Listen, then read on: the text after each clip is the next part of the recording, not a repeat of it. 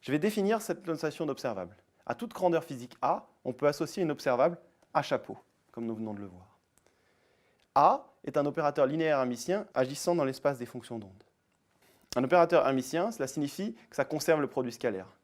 Ça veut dire que si on prend le vecteur psi1 et qu'on lui prend le produit scalaire avec le vecteur A psi2, ça va être égal à A psi1, produit scalaire avec psi2.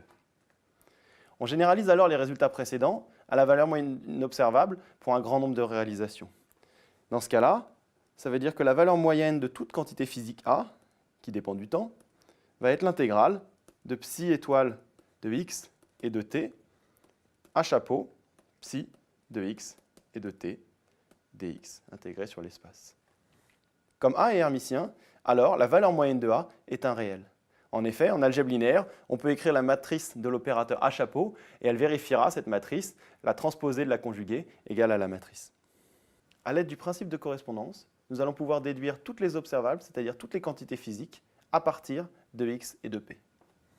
Nous venons de voir donc pour la position, x, la quantité physique de la position, l'observable correspondant est une multiplication par x, qu'on appelle x chapeau.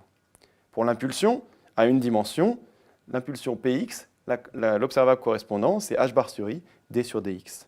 En 3 dimensions, p chapeau, à 3D cette fois, l'observable correspondant, p chapeau, c'est h bar sur i, gradient.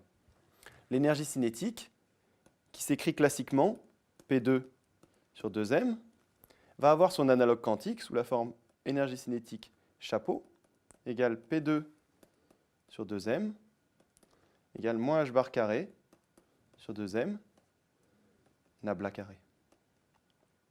L'énergie potentielle, qui s'écrit classiquement comme un potentiel qui dépend de R, de manière quantique va s'écrire V d'un potentiel qui dépend de R, chapeau cette fois, en utilisant la multiplication par la quantité R.